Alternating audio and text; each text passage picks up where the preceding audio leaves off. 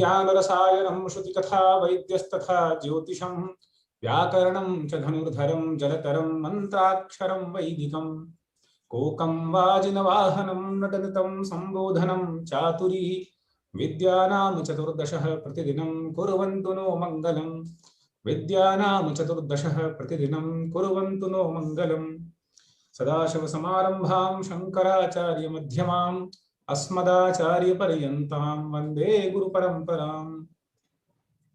सम्पूर्णानंद संस्कृत विश्वविद्यालयस्य वेदविज्ञान व्याख्यानमालायां भवतां सर्वेषां हार्दिकं स्वागतम् अभिनन्दनं च वर्तते। मित्रों, संपूर्णानंद संस्कृत विश्वविद्यालय के वेद विज्ञान अनुसंधान केंद्र द्वारा समायोजित वेद विज्ञान व्याख्यान माला के इस अविरल क्रम में आज 48वें सोपान में आप सभी सुधीजनों का श्रोतृवृंद का हार्दिक स्वागत एवं अभिनंदन है। व्याख्यान माला की इस महनीय श्रृंखला में आज हम सभी के मध्य उपस्थित हैं विश्वविख्यात दार्शनिक चिंतक आदरणीय स्वामी जी, स्वामी चिन्मयानंद जी, चिदानंद जी। आप स्वामी चिन्मयानंद जी के साक्षात मानस पुत्र हैं और अध्ययन अध्यापन की परंपरा में लगभग विगत 35 वर्षों से आप वेदांत का अध्ययन अध्यापन एवं शोध कार्य में संलग्न हैं। 1993 से 98 तक कई विदेशी, भारत से बाहर भी देशों में आपने वेदांत का प्रचार प्रसार किया है। 2003 से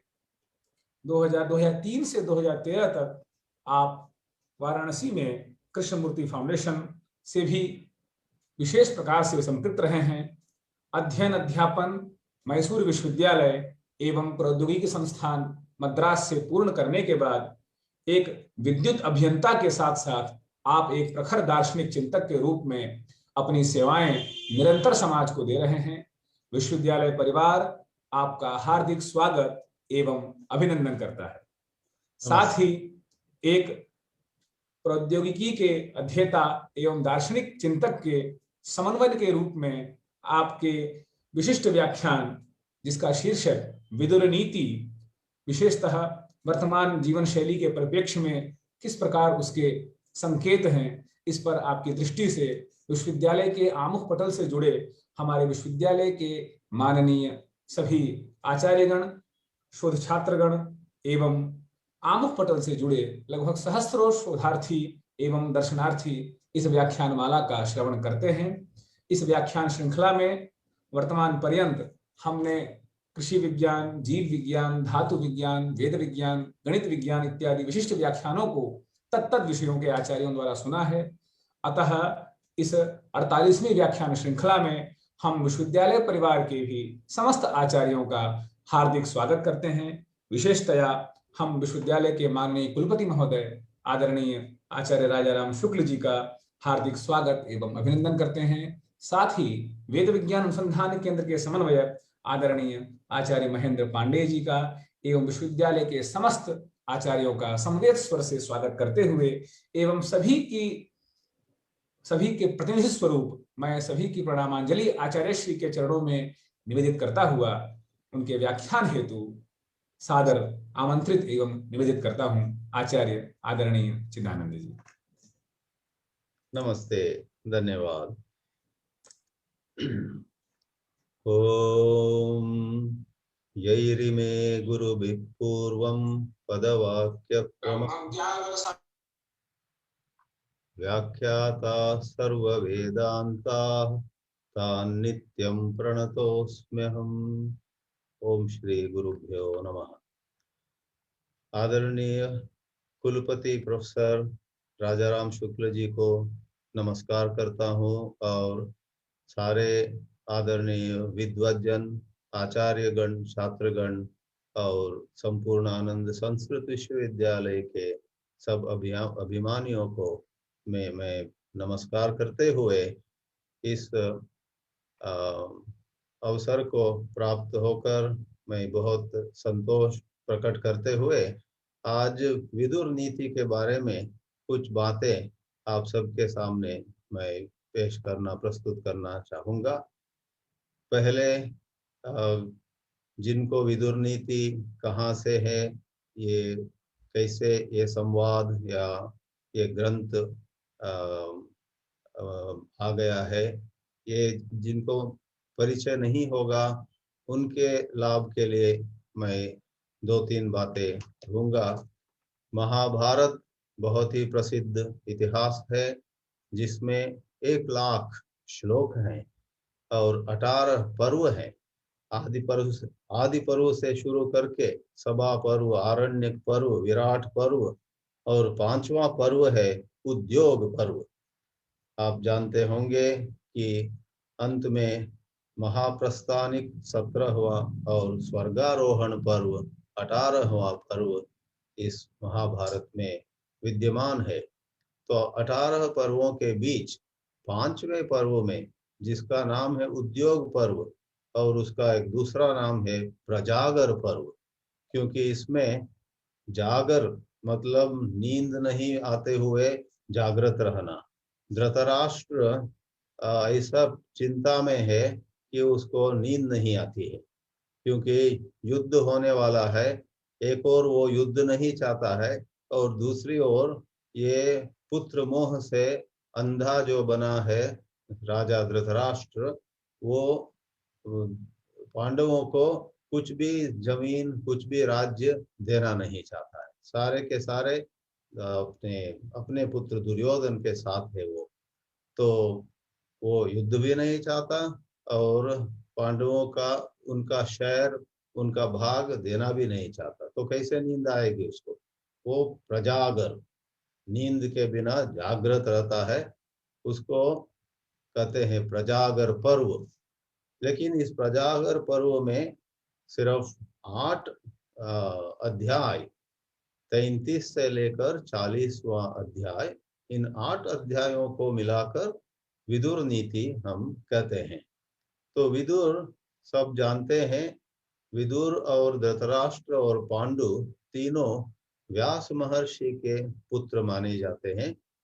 धृतराष्ट्र अंबिका का पुत्र था, पांडु अंबालिका का पुत्र था, और विदुर एक दासी का पुत्र था। फिर भी वो सबसे बड़ा प्राज्ञ, सबसे बड़ा विद्वान, सबसे ज्यादा बुद्धिमत्ता रखने वाला था। तो जब ऐसे लगा धृतराष्ट्र को कि अब युद्ध अनिवार्य है, वो बहुत परेशान होकर विदुर जी को बुलाते हैं और इस महाभारत के भाग में विदुर जी से बहुत सारे विषयों में वो हित वचन मांगते हैं। विदुर साफ साफ उनको कई बार कहते हैं कि ये तुम जो कर रहे हो वो गलत है, तुमको देना चाहिए पांडवों को आधा राज्य, और पांडव और कौरव मित्रता से रहे उस दिशा में आपको कोशिश करना है। लेकिन वो विदुर की बातें धृतराष्ट्र को पसंद नहीं आती है और धृतराष्ट्र को गलत रास्ते में ही रह जाता है। तो ये पृष्ठभूमि है विदुर नीति की। और इन 8 अध्यायों में उद्योग पर्व के 33वें अध्याय से लेकर 40वें अध्याय तक 8 अध्यायों में 592, मतलब 600 से 8 श्लोक कम, इतने श्लोक दिए जाते हैं। तो उनके कुछ झलक हम आज इस व्याख्यान में देखने का कोशिश कर रहे हैं। अब मैं 4-5 स्लाइड प्रस्तुत करूंगा। आज इस वेद विज्ञान अनुसंधान केंद्र के वेद विज्ञान व्याख्यान माला में एक व्याख्यान प्रस्तुत करने में मुझे बहुत ही प्रसन्नता होती है। विदुर नीति को लेकर उसमें विशेष रूप से वर्तमान परिप्रेक्ष्य की जीवन शैली के संदर्भ में हम सब क्या सीख सकते हैं, इसको हम देख रहे हैं।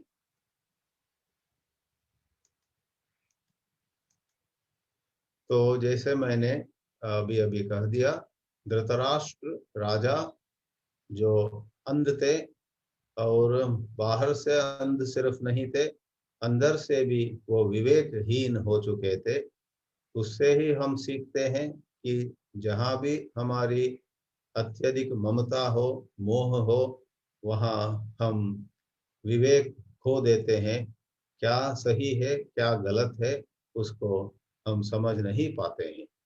तो विदुर बहुत सारी विषयों पर धृतराष्ट्र को संबोधित करते हैं।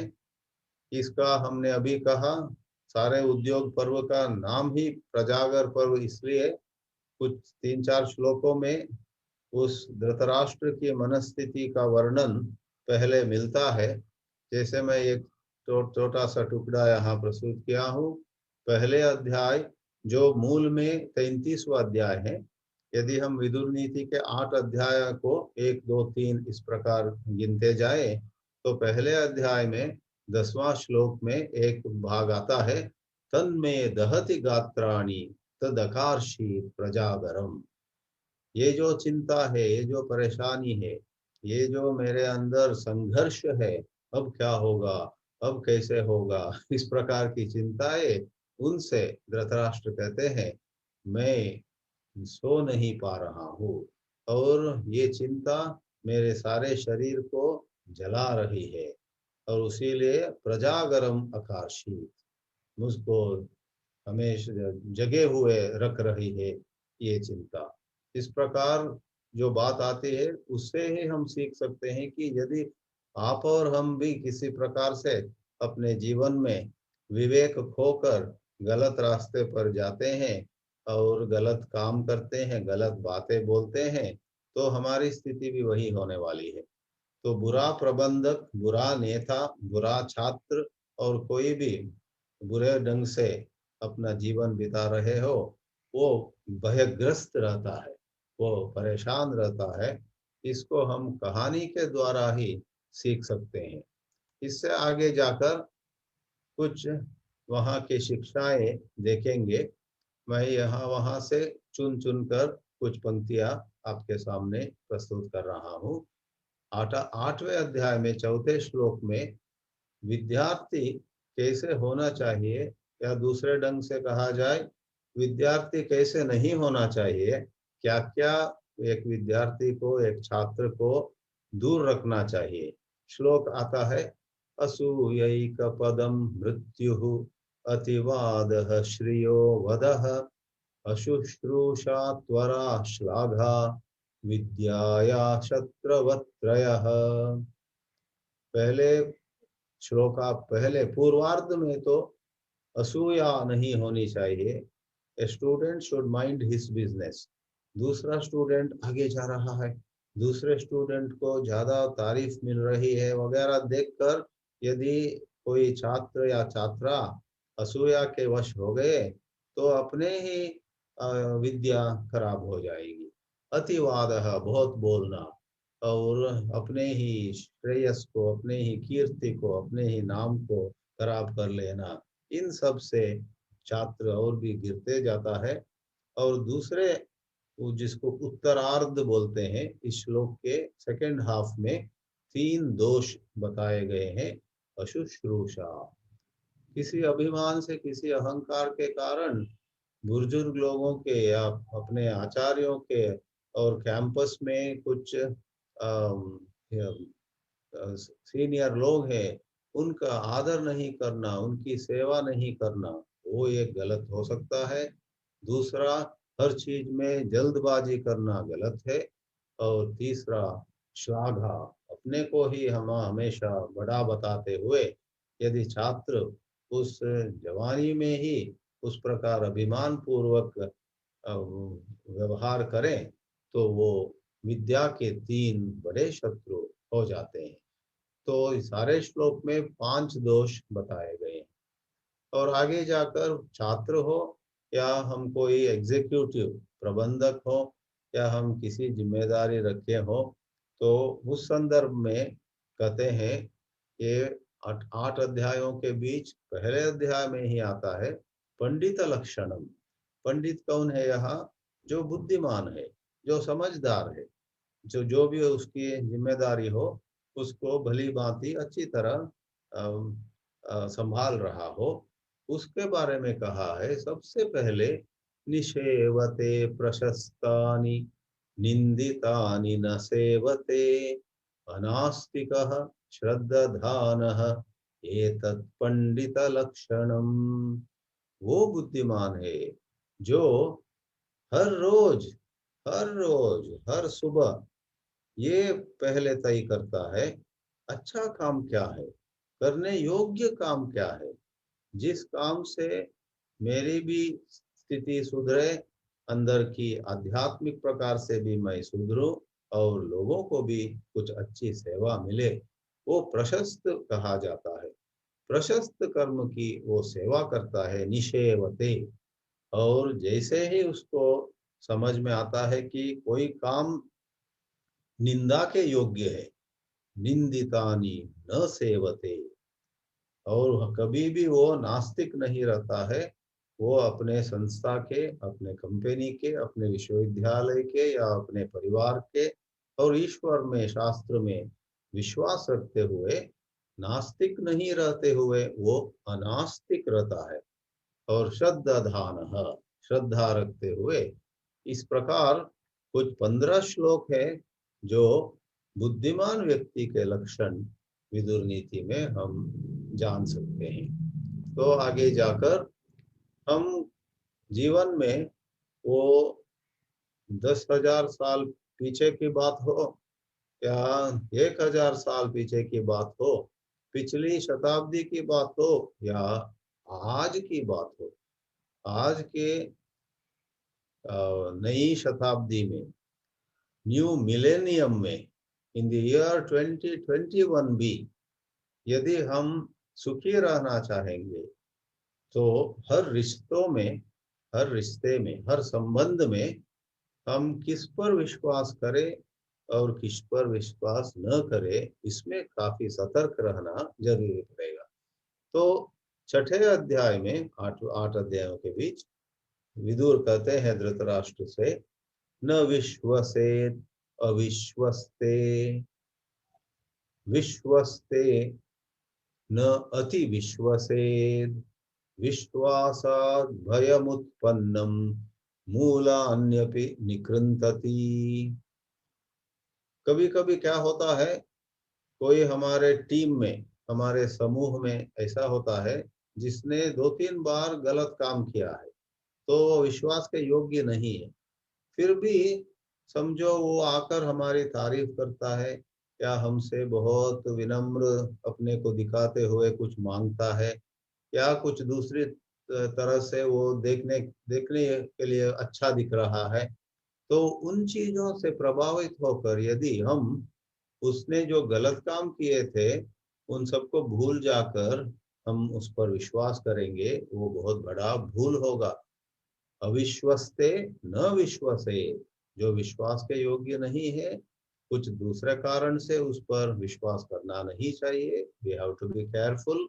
और विश्वस्ते, कोई कोई अभी तक अच्छा काम ही करते आया है तो विश्वास के योग्य तो है वो, उसका ये मतलब नहीं कि अति विश्वास उसमें करे, क्योंकि आज जो विश्वास के योग्य है, आज हमारे प्रति वो लॉयल बोलते हैं ना अंग्रेजी में, he is very loyal to us. हम हमारा विरोध या हमारे खिलाफ कुछ नहीं करता है आजकल, लेकिन पता नहीं आगे जाकर किसी परिस्थिति में उसका कुछ ऐसा मांग होगा और हम उस मांग को पूरा न करें तो वो गुस्से में आकर हमारे विरुद्ध हो जा सकता है। तो यदि अति विश्वास किसी पर करें तो आगे उसके लिए हम पछता सकते हैं। उसीलिए विश्वासात् भयम उत्पन्नम, एक समय हमने विश्वास किया और अब समय बदल गया, परिस्थिति बदल गई, अब हम सोच रहे हैं इतना विश्वास हमने उस पर क्यों किया, अभी तो संकट आ गया। मूलान्यपि निकृन्तति, अति विश्वास से हमारे नाश हो सकता है। मूल सहित, मूल सहित कैपिटल एंड इंटरेस्ट दोनों चले जा सकते हैं। विदुर नीति में बहुत सारे विषय आते हैं। 592 श्लोकों में सैकड़ों विषयों पर महाप्राज्ञ विदुर प्रकाश डालते हैं। उनमें से एक है नेताओं को, राजाओं को, आजकल के एडमिनिस्ट्रेटर्स, ब्यूरोक्रेट्स, उन सबको ये कर व्यवस्था पर मार्गदर्शन, उसमें एक सुंदर दृष्टांत भी यहाँ हम देख सकते हैं। और इस श्लोक को चुनने का एक और उद्देश्य था, ये दिखाने के लिए कि विदुर नीति कोई शुष्क ग्रंथ नहीं है।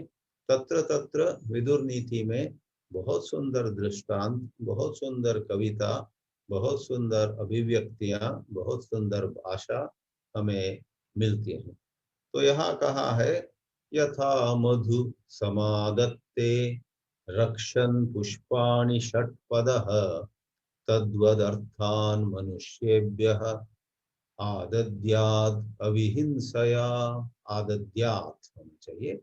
तो जैसे एक षटपद, एक भौरा पुष्पों से, फूलों से मधु ले लेता है, लेकिन फूलों को कोई डैमेज नहीं करता है, फूलों को रक्षा करते हुए उनको कोई हानि न हो, उसी प्रकार राजा लोग या आज के केंद्र सरकार हो, राज्य सरकार हो, तो किसी स्तर पर सरकार का काम जरूर होता है कि प्रजाओं से कर ले लें, लेकिन जैसे भंवरा मधु लेते समय फूलों को कोई हानि नहीं करता है, उसी प्रकार एक सरकार, one government should take tax without causing too much inconvenience, too much harm, too much suffering to the citizens.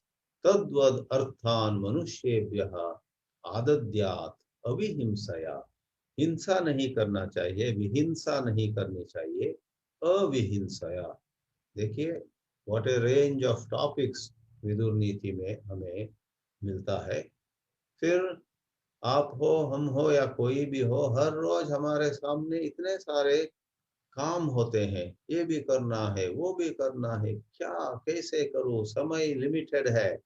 तो जिसको आजकल मैनेजमेंट साइंस में कहते हैं टाइम मैनेजमेंट, उस संदर्भ में विदुर नीति में कहा है, त्यजेत कुलार्थे पुरुषम ग्रामस्यार्थे कुलम त्यजेत, ग्रामं जनपदस्यार्थे आत्मार्थे पृथिवीं त्यजेत। प्रायोरिटी, प्राथमिकता या आद्यता कैसे होना चाहिए, कैसे करना चाहिए। प्राथमिकता इस प्रकार तय होना चाहिए, जो कम महत्वपूर्ण है उसको ज्यादा महत्वपूर्ण चीज के लिए त्याग कर सकते हैं। यदि उनमें से एक ही लेना हो तो कम महत्वपूर्ण को छोड़ना होगा, ज्यादा महत्वपूर्ण चीज को रखना होगा।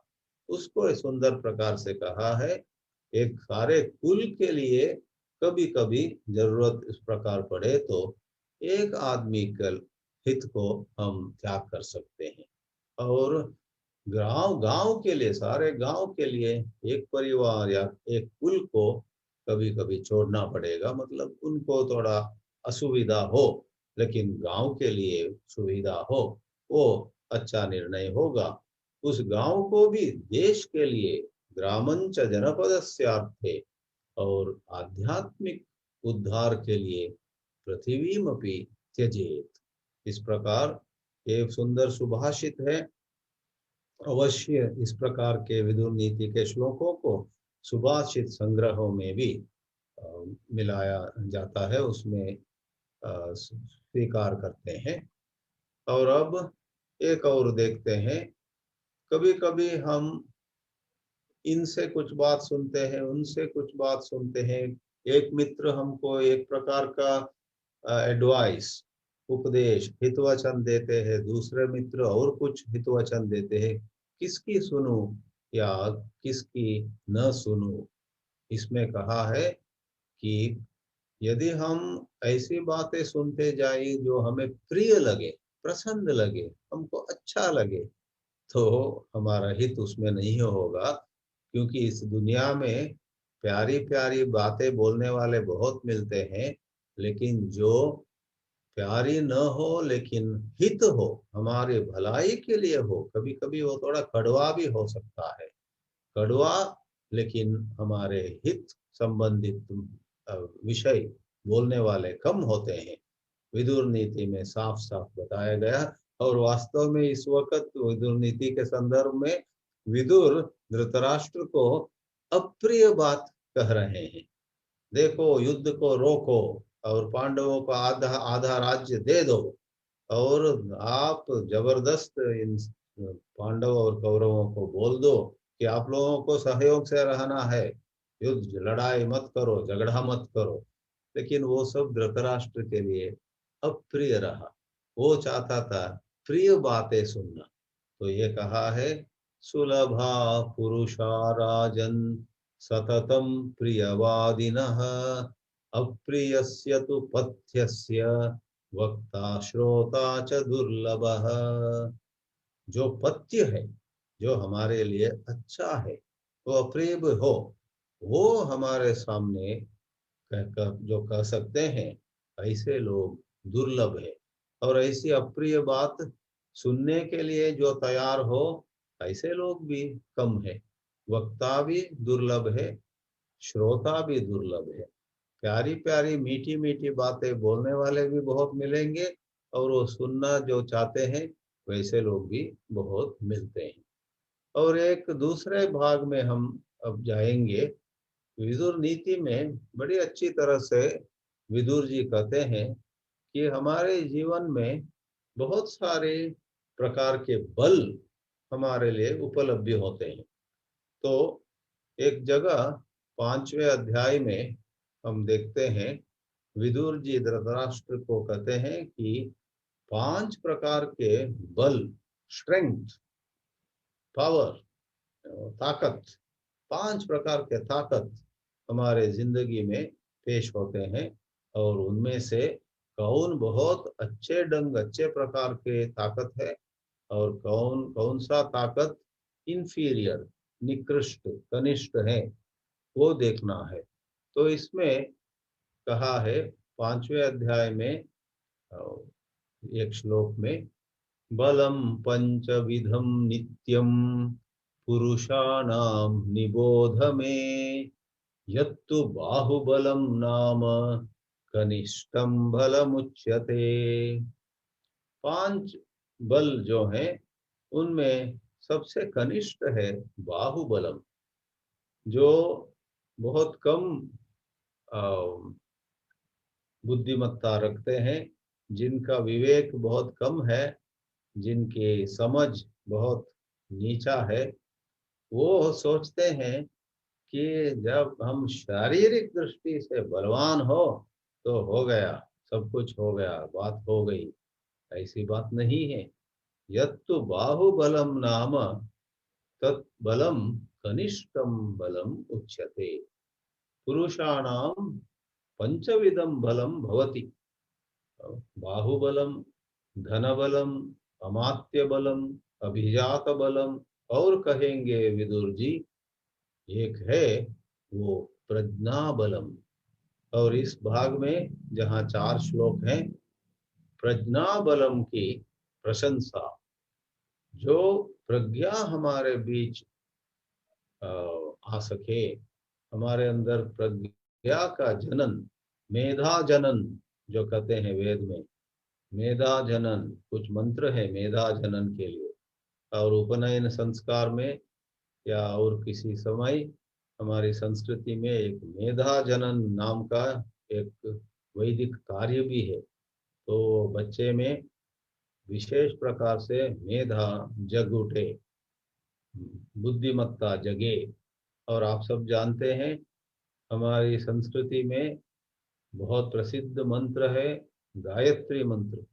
और गायत्री में हम प्रार्थना करते हैं कि अच्छी बुद्धि, अच्छे विचार हमसे निकले, जिस मूल से, जिस प्रेरणा से, जिस सविता से वो अच्छे विचार, अच्छे दृष्टि, अच्छे इंसाइट्स कहते हैं ना, वो सब मिल जाए, उस सविता को, उस प्रेरणा को, उस ईश्वर को हम प्रणाम करते हैं, हम उनका ध्यान करते हैं।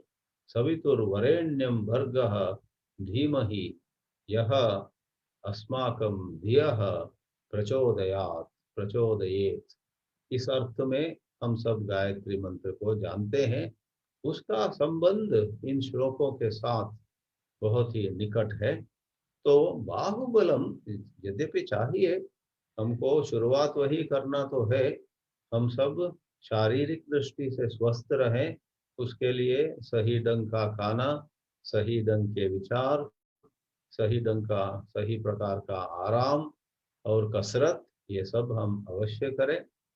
किंतु यदि कोई समझे कि बाहुबल शारीरिक बल से ही सब कुछ हो जाएगा, उससे ज्यादा मूर्खता नहीं हो सकती है। तो और क्या बल है यहाँ कहा? सेकेंड वन, द्वितीय बल है, विदुर जी कहते हैं, अमात्य लाभम भद्रम ते द्वितीयम बलमुच्यते। अमात्य, जिनको मंत्री कहे, सचिव कहे, एडवाइसर कहे, पुराने दिनों में राजा के मंत्री होते थे।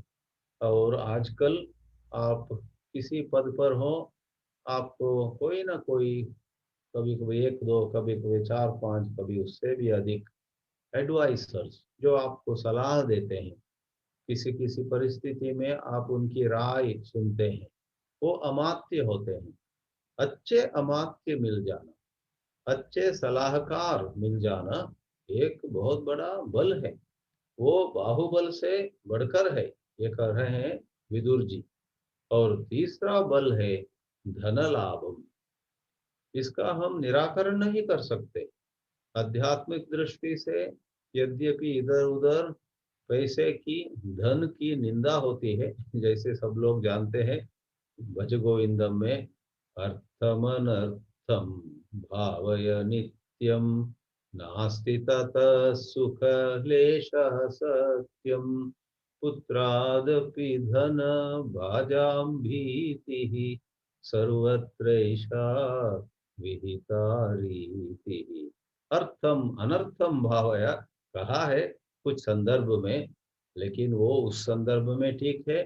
वास्तव में हमारे जीवन में अर्थ, पैसे या आर्थिक परिस्थिति बहुत जरूरी है। धन लाभम, उसलिए तीसरा है बल, धन लाभम तो तृतीयम बलम आहु मनीषिणः। इस पर किसी व्याख्या की जरूरत ही नहीं है।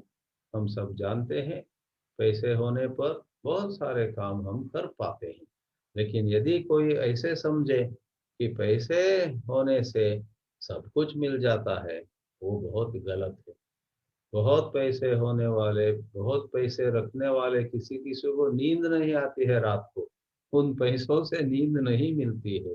किंतु कहीं कहीं हम दुनिया में देखते हैं बहुत गरीब कभी कभी किसी बैलगाड़ी के नीचे सो रहा है। उसका ठीक तरह का बेड भी नहीं है, ठीक तरह का बेडरूम नहीं है, कहीं बाहर सो रहा है, अच्छी तरह नींद, उसके पैसे नहीं है। तो पैसे से नींद हो, शांति हो, मित्रता हो और बहुत प्रकार के सूक्ष्म रूप के सुख जिंदगी में नहीं मिलता है। फिर भी हम लक्ष्मी का अपमान नहीं करेंगे। लक्ष्मी, दुर्गा, सरस्वती, ये तीनों हमें बहुत चाहिए। तो हम अर्थ को सलाम देते हैं, नमस्कार करते हैं। उसको तीसरा लाभ यहाँ कहा गया है, उसको हम जरूर मानना ही पड़ेगा। अर्थ लाभम धन लाभम तृतीयम मनीषिणः आहुः। उसके बाद चौथा वाला, हमने कहा है 5 प्रकार के बल विदुर जी बताते हैं। चौथा वाला क्या है? अभिजात बलम। देखिए, गीता हो या रामायण हो या यहाँ पर महाभारत का भाग विदुर नीति हो, सब जगह हम बार बार देखते हैं वो सिर्फ कुछ आत्मा परमात्मा की बात नहीं करते हैं, स्वर्ग नरक के बात नहीं करते हैं, सिर्फ पुण्य पाप के बात नहीं करते हैं, किंतु बहुत कुछ मनोविज्ञान की बात हमारे सामने वो प्रस्तुत करते हैं।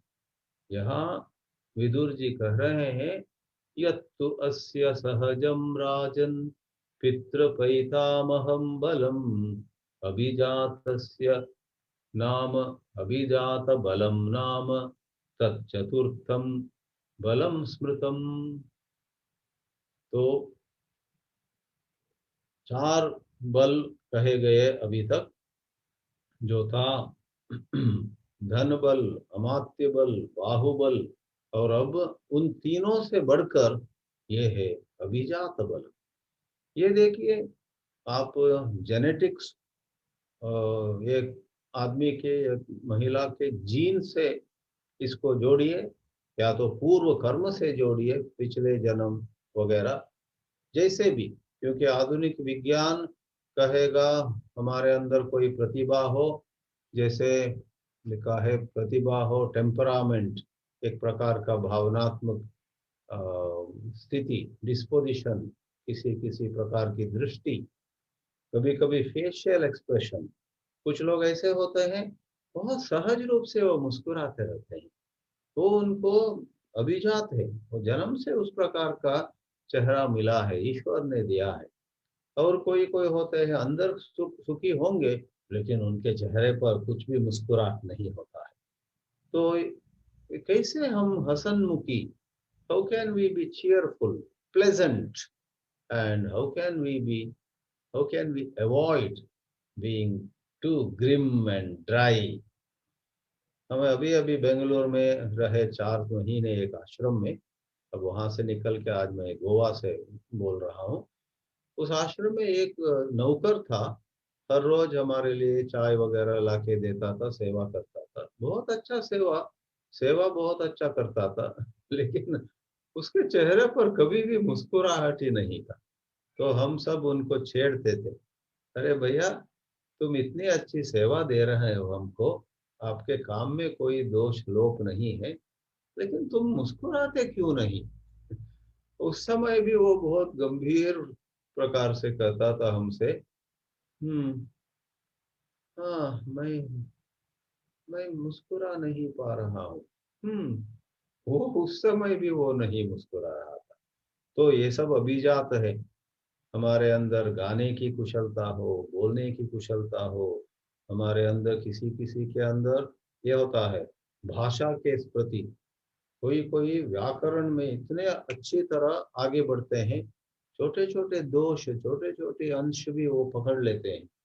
वो अभिजात है, पहले से उनके अंदर है। और बहुत अच्छे ढंग से विदुर जी उसको यहाँ बोल रहे हैं, वो एक बल है। अभिजात बलम नाम तत् चतुर्थम बलम स्मृतम। तो बाहुबल, उससे अधिक अमात्य बल, उससे भी अधिक धन बल, उससे भी अधिक यहाँ पर है अभिजात बल। और उसका वर्णन किया विदुर जी ने इस श्लोक में, पितृ पैतामहम बलम। क्योंकि हमारे अंदर जो कुछ प्रतिभा हो, जो वह बचपन से ही स्कूल में ही शिक्षक गण पहचानते हैं, देखिए इस लड़की में ये है, उस लड़के में वो है, वो आगे बढ़ेगा, वो बहुत आगे जाएंगे वगैरह, वो हमारे माँ बाप से हमें मिला होगा, या हमारे उससे माँ बाप के माँ बाप से पैतामहम मिला होगा। कभी कभी कहते हैं किसी के अंदर कोई विशेष प्रतिभा दिखे, तो उसके परिवार को जो जानने वाले लोग होते हैं, वो कमेंट करते हैं, ये लड़का देखिए इतना अच्छा गाता है, इसके चाचा ये किसी तरह बहुत सुंदर गाने वाले हैं। और उस चाचा के पिता भी, तो 2-3 पीढ़ियों में ये चलती आई है। तो इसका हम निराकरण नहीं कर सकते हैं। किसी किसी में एक बल होता है, it is like inbuilt from the birth. अभिजात बलम, अभिजातस्य नाम, सॉरी, अभिजात बलम नाम तत्चतुर्थम बलम स्मृतम। और आखिर में बहुत ही सुंदर बात विदुर जी कहते हैं 5वें अध्याय में 55वें श्लोक में, ये न तु एतानि सर्वाणि संग्रहीतानि भारत, यद्बलानां बलं श्रेष्ठं तत्प्रज्ञा बलम उच्यते। प्रज्ञा बलम, प्रज्ञा बलम, सब तरह के बल के उनसे भी श्रेष्ठ है। यत बलानाम बलम। तो ये प्रज्ञा क्या है? हम यहाँ पर एक पाश्चात्य चिंतक के कोटेशन दिया है। राल्फ वाल्डो एमरसन, अमेरिका के बहुत प्रसिद्ध लेखक थे। उन्होंने एक जगह कहा, a cheerful intelligent face is the end of culture and success enough. जीवन में यदि हम हमेशा प्रसन्न रहे, चेहरे पर प्रसन्नता दिखे, और उस वो प्रसन्नता किस तरह की है? इंटेलिजेंस की, बुद्धिमत्ता की। हम परिस्थिति को समझते हैं और मुस्कुराते हैं। ठीक है, ऐसे बात है तो हम इस प्रकार करेंगे, उस प्रकार करेंगे। तो एक परिस्थिति को समझना और उस समझ के द्वारा मुस्कुराना, ये एमर्सन कहते हैं इधर एंड ऑफ कल्चर। हमारे अंदर जो संस्करण, हमारे जो बहुत सारे संस्कार होते हैं, उन संस्कार के ये पर्यवसान है। It is the highest form of evolution when no matter what the situation is, we understand and we smile with that understanding. समझ के द्वारा एक प्रसन्नता चेहरे पर दिखे, और कहते हैं for it indicates the purpose of nature and wisdom attained. प्रकृति हमारे ऊपर काम कर रही है। प्रकृति प्रकृति के बल, प्रकृति के बहुत प्रकार के फोर्सेस हम सबको हमेशा शिक्षा दे रही है। जीवन और कुछ नहीं है। हम सब हर रोज कुछ ना कुछ सबक सीखते, कुछ ना कुछ और अपने बारे में, दुनिया के बारे में समझते आगे बढ़ते हैं। ये पूरे सीखने की प्रक्रिया, समझने की प्रक्रिया तब पर्यवसान होती है जब हमारे अंदर वो प्रज्ञा उदय हो जाती है। ठीक है, एमर्सन की बात ऐसी रही। हम एक दो बात अब इस प्रज्ञा बल उसके बारे में कहेंगे। प्रज्ञा अलग अलग स्तर पर, अलग अलग संदर्भ पर अपने को प्रकट करती है। वैसे वेदांत में तो जब एक आदमी या महिला, मतलब आध्यात्मिक साधक, ये समझ लेता है कि मैं तो चैतन्य हूँ, मैं ये व्यक्तित्व नहीं हूँ, ये अहंकार जो कभी सुखी होता है और कभी दुखी होता है, ये अहंकार मैं हूँ नहीं, मैं तो आत्म तत्व हूँ, सुख दुख के परे मैं चैतन्य हूँ। जैसे कठोपनिषद में है, इंद्रियेभ्य परा ह्यर्थाः अर्थेभ्यश्च परम मनः मनसस्तु परा बुद्धि वगैरह की बात आती है। महान तत्व, महत तत्व के भी ऊपर अव्यक्त, अव्यक्तात् परम, अंत में कहते हैं पुरुषः पुरुषान्न परम किंचित सा काष्ठा सा परागति।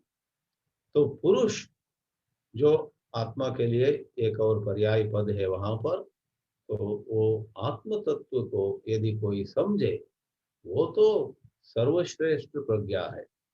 उसको ऐतरेय उपनिषद में प्रज्ञानम ब्रह्म ऐसे कह दिया।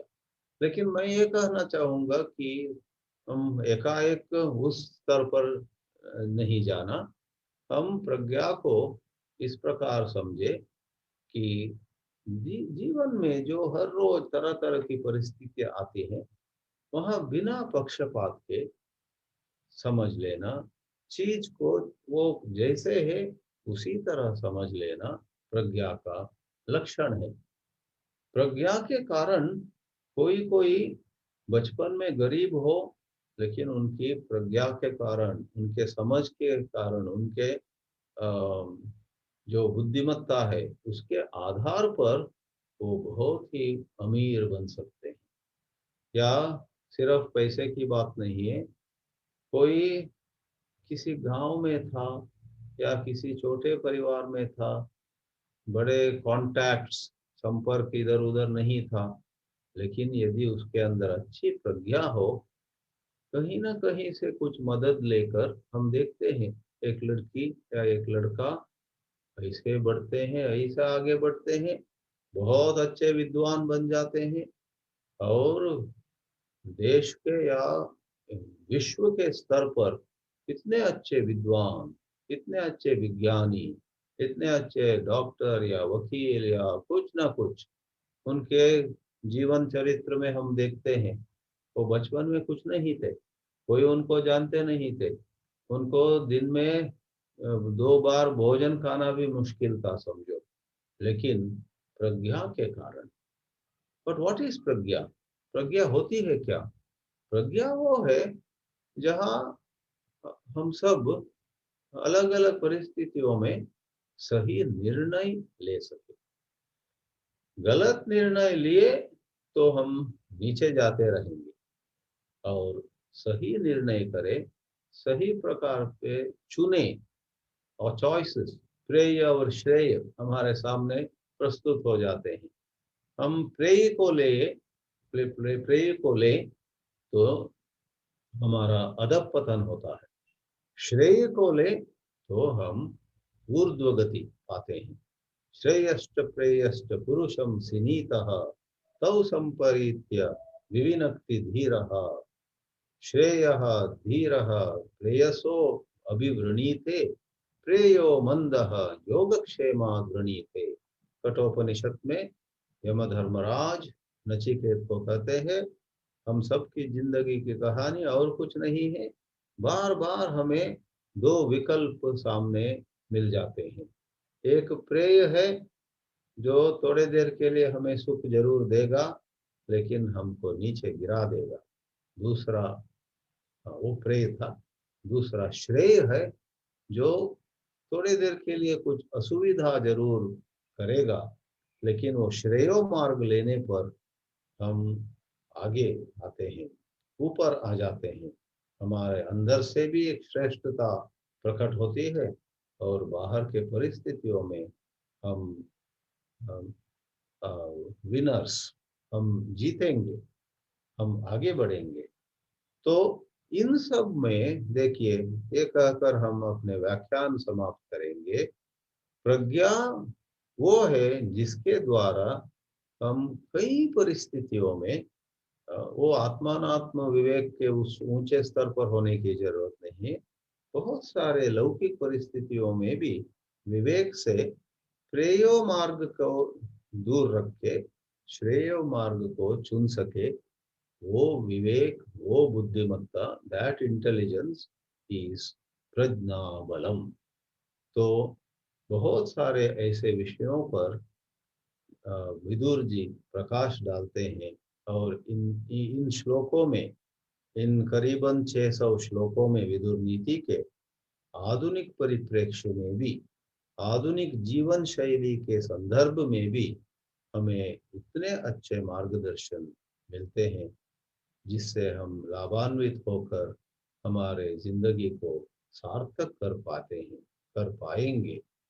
मैं खुद ही कुछ समय पहले विदुर नीति का अध्ययन करना शुरू किया, और इतना अच्छा महसूस कर रहा हूँ कि वाह, ये तो इतना ठीक कहा है इधर, ये श्लोक तो बाप रे, ये हम सब के लिए ही ये कहा गया है, ये इतना उपयुक्त है, इससे हम बहुत बेहतरीन प्रकार से अपने जीवन बिता सकेंगे वगैरह मैं खुद महसूस करता हूँ।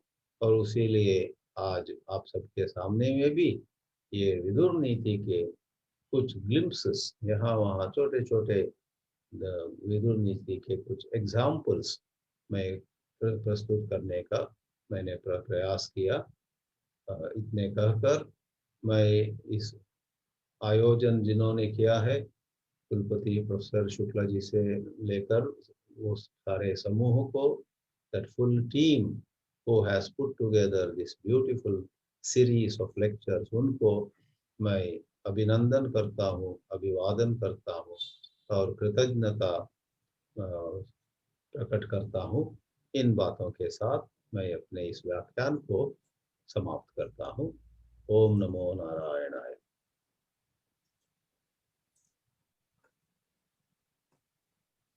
धन्यवाद महोदय।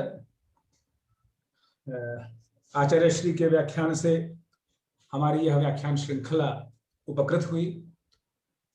लगभग 2000 से अधिक श्रोताओं ने साक्षात सजीव प्रसारण के माध्यम से विश्वविद्यालय के आमुख पटल से इसका श्रवण किया। हम निरंतर जिज्ञासु श्रोताओं के प्रश्नों एवं जिज्ञासाओं एवं प्रतिक्रियाओं की प्रतीक्षा में हैं। तथापि जिस सहज अभिव्यक्ति एवं जिस सहजता से सर्वजनगम्य व्याख्यान आपके द्वारा प्रदत्त किया गया, एतदर्थ सभी श्रोताओं के तत्वावधान में मैं विश्वविद्यालय परिवार की ओर से आपको पुनः हार्दिक धन्यवाद एवं कृतज्ञता ज्ञापित करता हूं।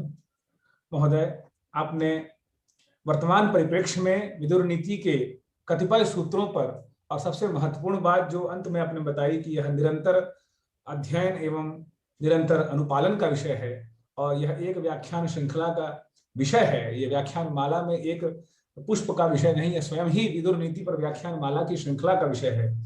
और एक छात्र, एक नेता, एक प्रबंधन व्यवस्था, कर व्यवस्था, बलों का विभाजन एवं मनोवैज्ञानिक एवं सामाजिक परिप्रेक्ष्य में जिन तथ्यों का आपने यहाँ प्रदर्शन किया और हमारे सभी प्राच्य अध्येता एवं आधुनिक अध्ययन विज्ञान के भी श्रोताओं के लिए यह संवेद रूप से लाभप्रद रहा है और विश्वविद्यालय परिवार के निरंतर सभी श्रोतागण इससे लाभान्वित हैं।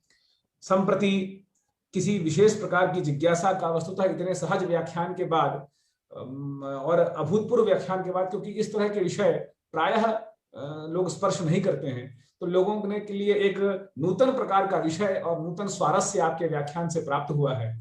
और वह जिज्ञासाएं संभवतः कुछ दिनों में, क्योंकि यह फेसबुक पर और विश्वविद्यालय के आधिकारिक यूट्यूब चैनल पर भी उपलब्ध रहेगा, तो हो सकता है कुछ जिज्ञासाएं हमारे श्रोताओं की कालांतर में भी अध्ययन अध्यापन के बाद संवेद रूप से आए।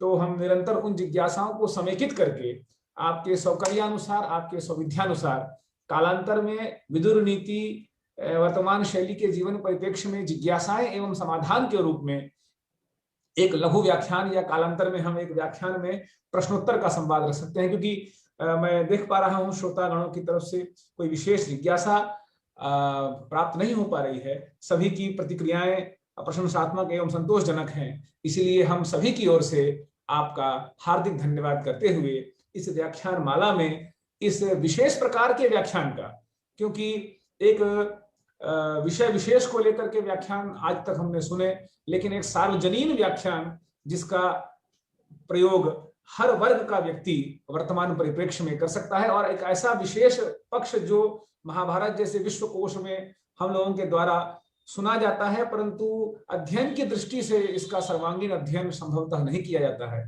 और इस ओर आपने एक प्रकाश दिया तो निश्चित ही हमारे पारंपरिक अध्येता इस ओर अपना बल देंगे। हम आपके आशीष की कामना करते हुए आप विश्वविद्यालय परिवार के सभी शोधार्थियों के लिए, सभी छात्रों के लिए अपना आशीष प्रदान करें। साथ ही विश्व कल्याण हेतु यह संदेश सभी के लिए लाभप्रद हो एवं संपूर्ण विश्व इस समय जिस त्रासदी में है, उस समय यह नीति नियमन निश्चित रूप से मानसिक स्तर पर सभी को बौद्धिक उत्कर्ष प्रदान करे।